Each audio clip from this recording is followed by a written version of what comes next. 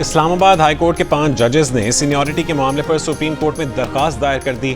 منیر ملک اور بیرسٹر صلاح الدین کے توسط سے دائر درخواست میں استدعا کی گئی ہے کہ جسٹس سرفراز ڈوگر کو بطور قائم مقام چیف جسٹس اسلام آباد ہائی کورٹ کام سے روکا جائے، اسلام آباد ہائی کورٹ کی موجودہ سینیورٹی لسٹ کو کالعدم قرار دیا جائے، ججز کا تبادلہ سینیورٹی لسٹ کو متاثر کیے بغیر عارضی طور پر ہو سکتا ہے۔ اسلام آباد ہائی کورٹ میں ججز ٹرانسفر کا فیصلہ مفاد عامہ کے تحت نہیں، کچھ اور وجوہات کے سبب کیا گیا۔ ججز کا اسلام آباد ہائی کورٹ میں ٹرانسفر آرٹیکل 175(a) کی خلاف ورزی ہے۔ صدر مملکت نے آرٹیکل 200 کی شق 1 کا استعمال جوڈیشل کمیشن کے اختیار کو غصب کر کے کیا۔ درخواست دائر کرنے والوں میں اسلام آباد ہائی کورٹ کے justice Mohsin Akhtar Kayani, justice Tariq Mahmood Jahangiri, justice Babar ستار، جسٹس سردار اعجاز اسحاق اور جسٹس سمن رفعت امتیاز شامل ہیں۔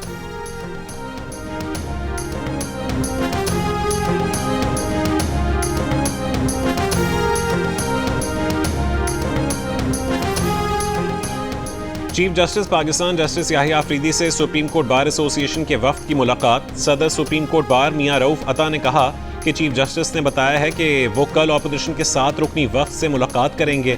چیف جسٹس نے اپوزیشن سے بھی فراہمی انصاف سے متعلق تجاویز طلب کی ہیں۔ چیف جسٹس قومی عدالتی پالیسی ساز کمیٹی سے متعلق تمام سٹیک ہولڈر سے مل رہے ہیں۔ انصاف کی فراہمی میں تعاون کے لیے چیف جسٹس کی کاوشوں کو سراہتے ہیں۔ چیف جسٹس پاکستان نے گزشتہ روز وزیر اعظم شہباز شریف سے ملاقات کی تھی۔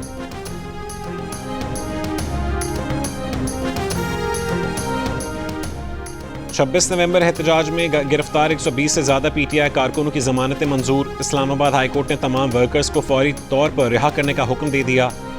عدالت کا 120 گرفتار پی ٹی آئی ورکرز کو بیان حلفی پولیس اسٹیشن میں دینے کا حکم۔ قائم مقام چیف جسٹس اسلام آباد ہائی کورٹ جسٹس سرفراز ڈوگر نے گرفتار کارکنان سے کہا کہ بیان حلفی دیں کہ آئندہ ایسا جرم نہیں کریں گے۔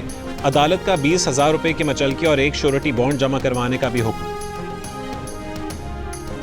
وزیر اعظم شہباز شریف نے رمضان پیکج سے متعلق وزارت آئی ٹی کو احکامات جاری کر دیے۔ ذرائع کے مطابق ریلیف پیکج کے لیے شارٹ کوڈ 9999 استعمال کیا جائے گا۔ وزارت آئی ٹی شارٹ کوڈ کو رمضان پیکج کے پیغامات کی تصدیق کے لیے یقینی بنائے گی۔ وزارت آئی ٹی کو موبائل نمبرز کے ساتھ شناختی کارڈ کو میچ کرنے کا ٹاسک بھی دیا گیا ہے۔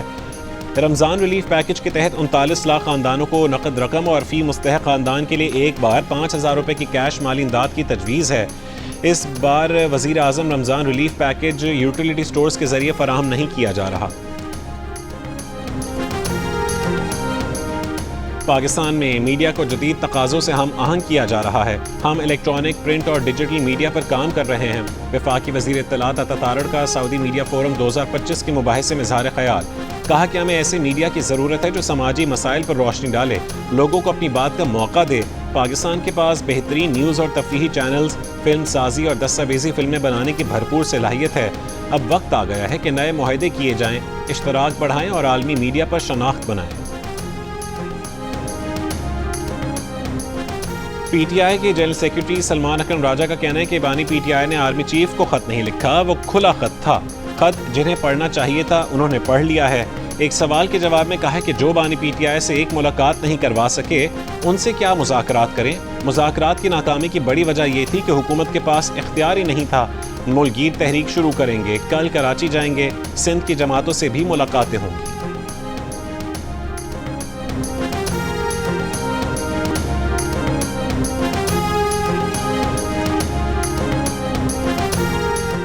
کراچی میں مصطفیٰ قتل کیس میں پولیس نے ملزم ارمغان کی نشاندہی پر لوہے کی راڈ برآمد کر لی۔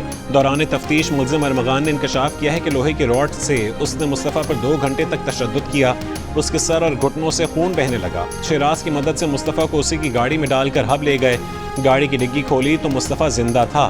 ڈگی اور گاڑی کے شیشے کھولنے کے بعد اس پر پیٹرول چھڑکا اور مصطفیٰ کو کہا کہ ڈگی اور شیشے کھلے ہیں، ہمت ہے تو بھاگ جا۔ مصطفیٰ نے حرکت کی کوشش کی لیکن گھٹنوں پر چوٹ کی وجہ سے ہل نہیں پایا۔ پولیس نے ارمغان کے بنگلے سے اس کا جعلی شناختی کارڈ بھی برآمد کر لیا۔ مصطفیٰ قتل کیس میں ملزم ارمغان 4 روزہ جسمانی ریمانڈ پر ہے۔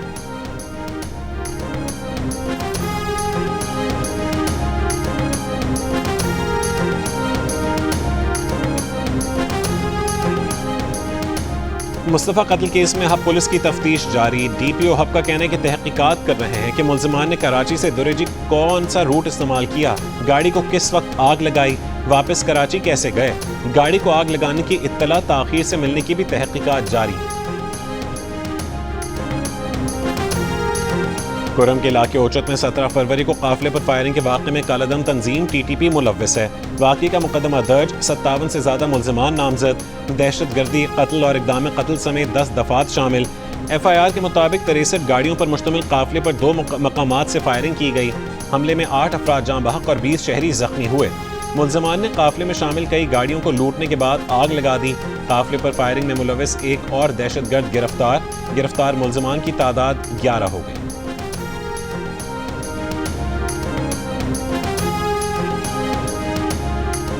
رواں سال صدقہ و فطر کم سے کم 220 روپے فی کس ادا کیا جائے. چیئرمین اسلامی نظریاتی کونسل نے نصاب جاری کر دیا. چیئرمین راغب نعیمی کے مطابق جو 450 اور کھجور کے حساب سے 1650 روپے صدقہ اور فطر ادا کیا جائے. مخیر حضرات مالی حیثیت کے مطابق ادا کریں.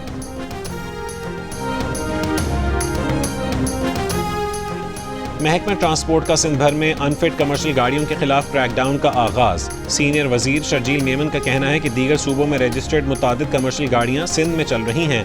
انہیں دوسرے صوبوں کے اتھارٹیز نے فٹنس سرٹیفکیٹ جاری کیے ہیں. لگتا ہے کہ سرٹیفکیٹس کے اجرا کے وقت گاڑیوں کا معائنہ نہیں کیا گیا. ان فٹ گاڑیاں ٹریفک حادثات، جان لیوا واقعات میں اضافے کا سبب بن رہی ہیں.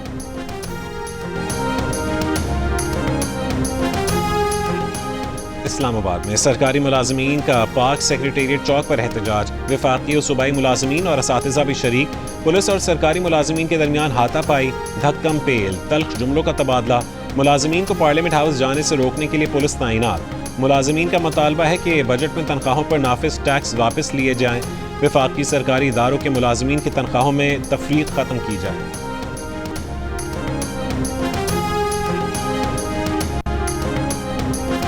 نیو اسپتال لاہور میں لفٹ گرنے سے 3 نرسوں کی ٹانگیں فریکچر ہو گئیں. اسپتال انتظامیہ کے مطابق لفٹ میں 12 افراد موجود تھے، 9 معمولی زخمی ہوئے.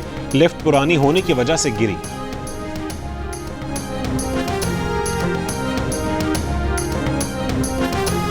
اڈیالہ جیل سے فرار ہونے والا منشیات فروشی کا ملزم بارہ سے گرفتار. ملزم کو گزشتہ روز چکوال سے اڈیالہ جیل منتقل کیا گیا تھا، جہاں وہ گنتی کے دوران موقع پا کر فرار ہو گیا. IG جیل خانہ جات نے غفلت پر 2 افسران سمیت 6 اہلکاروں کو معطل کیا. پاکستان ٹیم کے اوپننگ بیٹر فخر زمان ICC چیمپئنز ٹرافی سے آؤٹ. PCB نے فخر زمان کی جگہ امام الحق کو اسکواڈ میں شامل کر لیا. فخر زمان گزشتہ روز نیوزی لینڈ کے خلاف میچ میں انفٹ ہو گئے تھے. پاکستان ٹیم ایونٹ کے دوسرے میچ کے لیے دبئی پہنچ گئی. میگا ایونٹ کا سب سے بڑا مقابلہ پاک بھارت ٹاکرا 23 فروری کو دبئی میں ہوگا.